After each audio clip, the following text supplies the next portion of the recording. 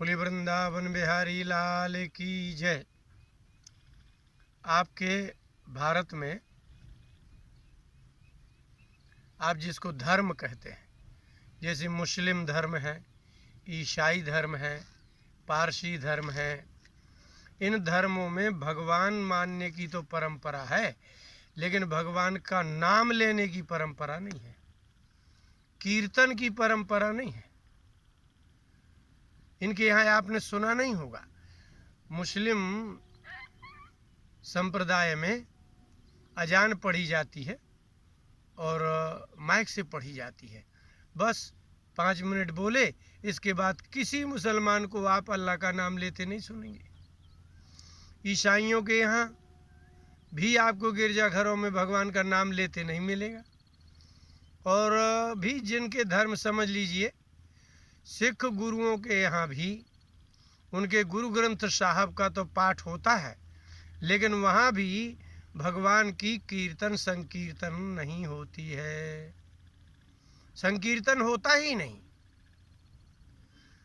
लेकिन सनातन धर्म में भगवान नाम संकीर्तन का महात्म बहुत अधिक है। उसका कारण क्या है? बोले उसका कारण ये है कि सभी शास्त्रों के अध्ययन में पारंगत नहीं हो सकते, तो कल्याण कैसे होगा? सभी लोग पवित्रता अपवित्रता का ध्यान नहीं रख सकते, उनका कल्याण कैसे होगा? जो लोग नियम और संयम नहीं कर सकते, उनका कल्याण कैसे होगा? इनके संप्रदायों में ये नहीं है। मान लीजिए कीर्तन ही नहीं होता है तो भाव ही क्या होगा? अच्छा, इससे भी बड़ी बात, कथा नहीं है उनके यहाँ। मुस्लिम संप्रदाय में भगवान उनके अल्लाह ताला की कोई कथा नहीं है, और उनके फकीरों की, फरिश्तों की ये कथाएं हैं। ईसाइयों के यहाँ चले जाइए तो ईसा मसीह जो है ईश्वर से जैसे प्रार्थना कर रहे हैं, उनकी भी कोई कथा नहीं है। उनकी खुद की कथा है, लेकिन जिसको वो ईश्वर मानते हैं उसकी इनके यहाँ कोई कथा नहीं है, क्योंकि ये लोग सब निर्गुण निराकारवादी हैं। इसलिए निर्गुण निराकार की कोई कथा ही कैसे होगी? हमारे यहाँ भगवान का अवतार होता है, मनुष्य आदि रूपों में आते हैं और वह दिव्य दिव्य चरित्र होते हैं। इतने दिव्य चरित्र होते हैं कि उनकी कथा पढ़ते पढ़ते, सुनते सुनते लोग राम जी की कथा पढ़ के रोने लगते हैं। हृदय द्रवित हो जाता है, मन प्रसन्न हो जाता है, और सहज में ही कीर्तन और भजन करते हुए व्यक्ति का चित्त इतना द्रवित होता है कि वो नाच उठता है। आपने कभी मुस्लिम को नाचते नहीं देखा होगा, ईसाई को नाचते नहीं देखा होगा, क्योंकि उनकी कोई यहाँ कथा है नहीं। भागवत के 10वें स्कंद के 47वें अध्याय में 68वें श्लोक में उद्धव जी बहुत कुछ महीनों ब्रज में निवास करते रहे। भगवान के द्वारा भेजे गए, मथुरा से संदेश देकर के गोपियों के यहाँ से आने की इच्छा ही नहीं हुई। वास कतिचित मासान, कुछ महीनों तक उद्धव जी वहाँ निवास करते रहे, और जहाँ जहाँ कृष्ण भगवान के चरण पड़े, गोचारण करने गए, काली नागनाथा, वहाँ वहाँ गोपियों ने पकड़ करके उद्धव को दिखाया। रात दिन एकमात्र कृष्ण बलराम की चर्चा ही होती रही। इतनी तन्मय गोपांगनाओं को देख करके उद्धव ने कहा, 10वें स्कंद के 47वें अध्याय का 68वां श्लोक है। उद्धव बड़े विज्ञान ज्ञान संपन्न है, साधारण नहीं है। वो कृष्णस्य अद्वैतः सखा, भगवान के परम एकांतिक भक्त हैं। वो ब्रह्मज्ञानी भी हैं और सब जीवों में आत्मा का दर्शन करने वाले हैं। लेकिन जब गोपियों का संकीर्तन सुना, वो जब दही मथती हैं तो भी कृष्ण के चरित्रों का गान करती हैं, झाड़ू लगाती हैं तब भी करती हैं, गाय दूहती है तब भी कृष्णमय हो गई, संकीर्तन का इतना महत्व है। उद्धव जी ने कहा, वंदे नंद व्रज स्त्रीणाम पाद रेणुमभीक्षणसः। एक बार नहीं, अभीक्षण शब्द का होता है अनेक बार। नंद के ब्रज में रहने वाली इन स्त्रियों गोपांगनाओं के पाद रेणु, उनके चरण कमलों की रज को मैं 1000 बार वंदना करता हूं। उनकी वंदना का क्या कारण है? बोले इसलिए ये वंदनीय है कि यासाम हरि कथोद्गीतम पुनाति भुवनत्रयम। यासाम, जिन गोपियों के हरि कथा, भगवान के चरित्रों से उद्गीत गाए गए गीतों, जो गीत है वो पुनाति भुवनत्रयम, तीनों लोकों को पवित्र कर रहा है। इसलिए हमारे यहाँ इतनी संकीर्तन का महत्व है कि अनेक मंदिरों में श्री राम का कीर्तन चल रहा है। चैतन्य महाप्रभु के संप्रदाय में तो हरे राम का कितना महत्व है। इसलिए ये जो अपात्र हैं, जिनकी बुद्धि नहीं है, विवेक नहीं है, वो भी भगवान के नाम संकीर्तन से उनकी मुक्ति, भगवान में प्रेम संभव है। अब इस श्लोक पर थोड़ी विचार करने लायक है। उद्धव बहुत ईमानदार ज्ञानी पुरुष है, अहंकारी नहीं है।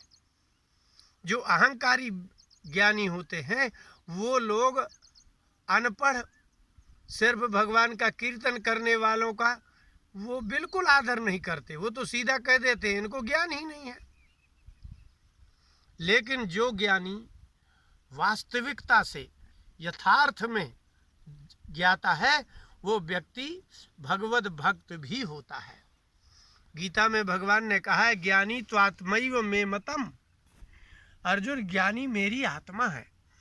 जैसे शरीर बिना आत्मा के नहीं रह सकता, ये जितनी आप ईश्वर की प्रतिष्ठा देख रहे हैं सब ज्ञानियों के कारण हो रही है।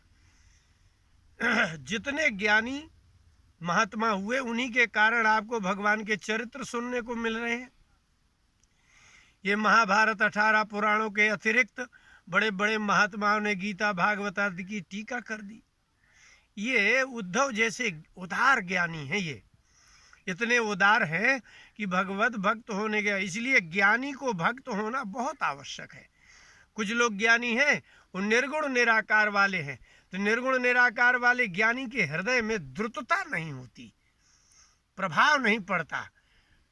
जिसका हृदय भगवान की कथा और चरित्र सुनकर के द्रुत नहीं हो, बहे नहीं, अश्रु प्रवाहित ना होते हो, हृदय विगलित ना होता हो, उस ज्ञानी का हृदय नहीं है, वो तो पाषाण है, पत्थर है।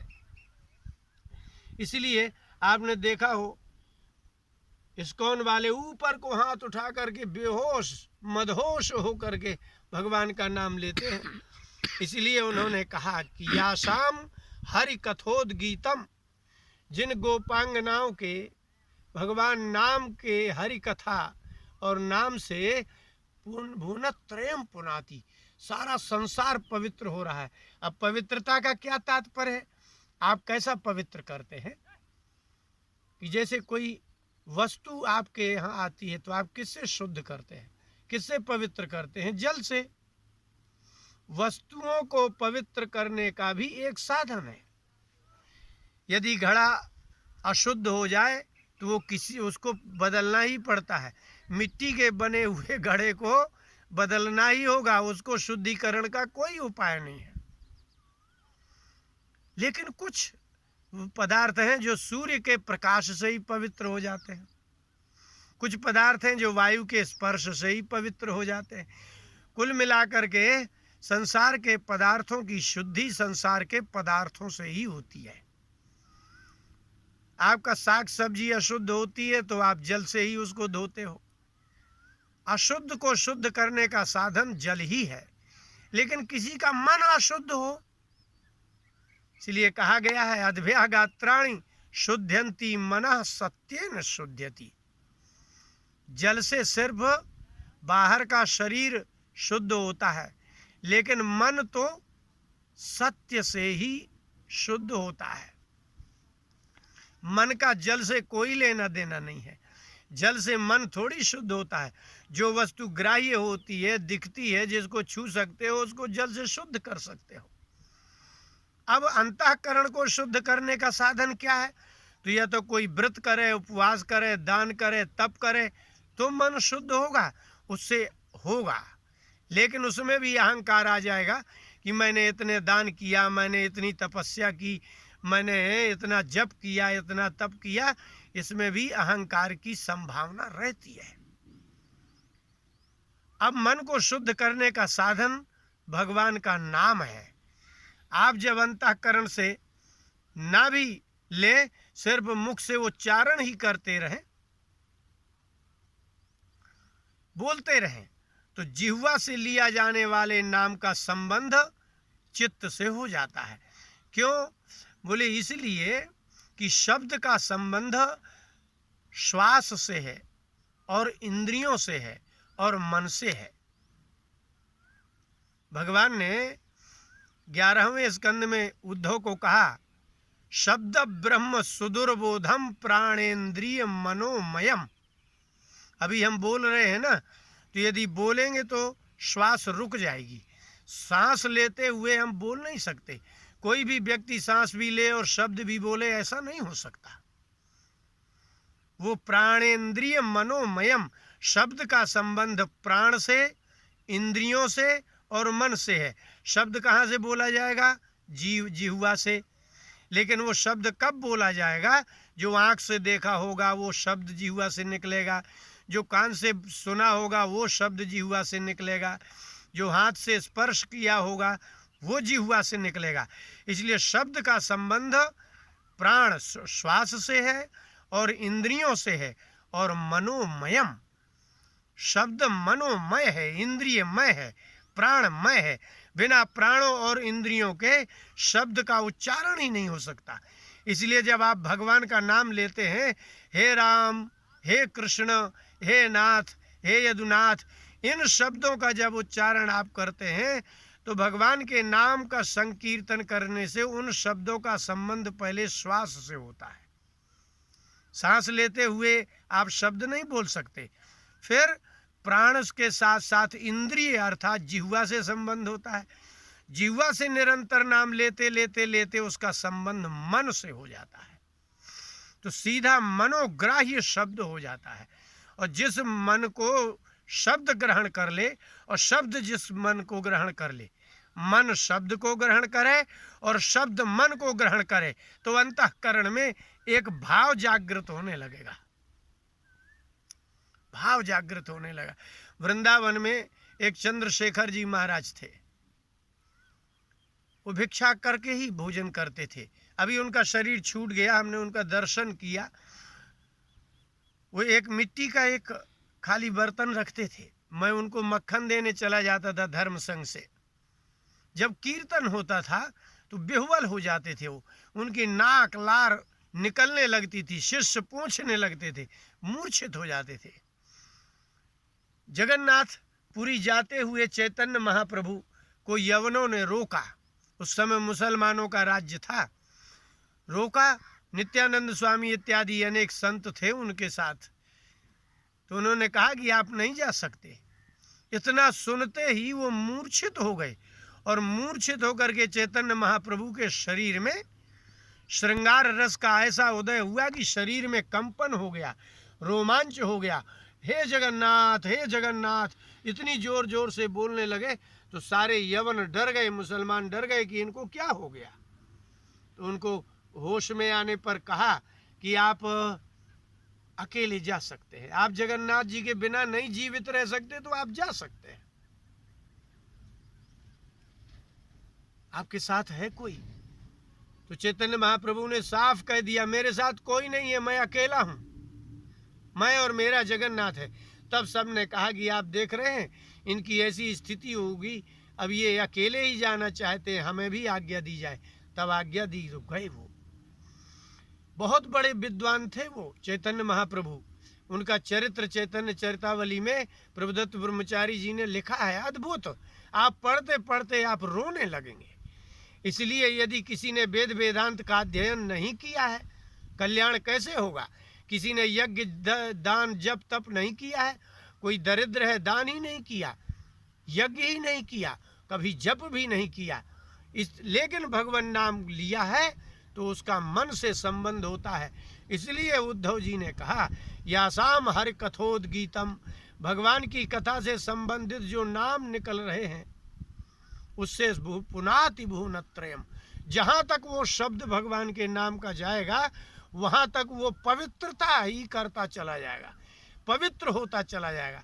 आपके कान में जैसे ही पहुँचेगा ये भगवान नाम, इसलिए विष्णु सहस्त्र नाम में भीष्म पितामह ने युधिष्ठिर से कहा है पावना नाम च पावनम, संसार में जितनी पवित्र वस्तुएं हों उन सब में पवित्र भगवान का नाम है। इसलिए उद्धव जी ने गोपांगनाओं को बार बार प्रणाम करते हुए कहा कि पाद रेणु इन गोपियों के, मैं ऐसा ज्ञानी नहीं हूँ, मुझे तो सब जगह भगवान, सबके हृदय में भगवान दिखते हैं, वो ठीक है, लेकिन हम किसी को पवित्र नहीं कर सकते। जब कोई जिज्ञासु आएगा, ब्रह्म की जिज्ञासा करेगा, तब हम उसको ज्ञान देंगे। किंतु गोपांगनाओं के मुखारबिंद से निकलने वाला श्री कृष्ण का नाम, गोविंद गोविंद नाम, ये सारे संसार को पवित्र कर रहा है। ज्ञानी तो किसी को तभी पवित्र करेगा जब उसके शरण में आकर के जिज्ञासु कुछ प्रश्न पूछेगा। लेकिन भगवान का नाम तो ऐसा है कि आप बोलिए तो जो उस तरफ खड़ा हुआ व्यक्ति है उसके कान में जैसे ही कृष्ण नाम जाएगा, श्री राम नाम जाएगा, वो पवित्र हो जाएगा। इसलिए अभी भी अनेक मंदिरों में अखंड कीर्तन चल रहा है, भागवत रामायण की कथा सत्संग नहीं चल रहा है। इसलिए जो सत्संग नहीं कर पाते वो नियमित प्रतिदिन भगवान का कुछ क्षण, कुछ समय भगवान का कीर्तन करें। उन्हें किसी साधन करने की जरूरत नहीं है। शरीर में ऐसा वेग बढ़ेगा, ऐसी उद्विग्नता होगी, व्याकुलता होगी, चित्त द्रुत हो जाएगा। जैसे जमा हुआ घी गरम अग्नि के समीप में जाकर के गरम होकर के पिघल जाता है, ऐसे भगवान की कथा श्रवण से, भगवान नाम का संकीर्तन करने से, कानों से सुनने से मन में पवित्रता आती है। जल से शरीर शुद्ध होता है, मन शुद्ध नहीं होता। अगर मन शुद्ध होता तो यहाँ तो रोज लोग नहा रहे हैं, कितने लोग तो गंगा में ही नहा रहे हैं, कुछ लोग यमुना में नहा रहे हैं। अगर ऐसा शुद्ध होता जल से कहीं मन शुद्ध होता तो शायद सब पवित्र आत्मा ही होते, लेकिन जल से मन का संबंध नहीं है। इसलिए अगर अंतःकरण को शुद्ध करना है तो वर्तमान में कलयुग में भगवान के नाम के अतिरिक्त शुद्ध करने का साधन कोई नहीं है।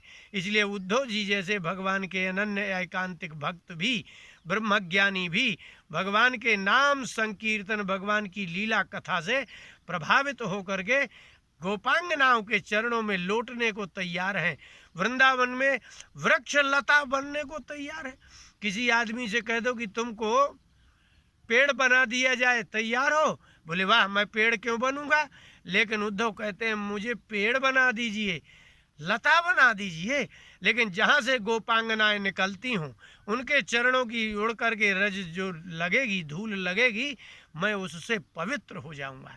इसलिए भगवान नाम और भगवान के भक्तों की चरण रज पवित्र होती है। अब वो चाहे जिस जाति का हो, चाहे जिस आयु का हो, चाहे जिस वर्ग का हो, चाहे जहाँ का हो, जिस देश का हो। इसलिए भगवान नाम सबसे बड़ा जीवात्मा के हृदय का धर्म है। जीव को तत्व की जिज्ञासा नहीं होती है, सभी को तत्व जिज्ञासु नहीं होते सभी लोग। इसलिए भगवान नाम संकीर्तन का अधिकारी प्रत्येक जीव है और वो करते रहना चाहिए। बोले वृंदावन बिहारी लाल की जय।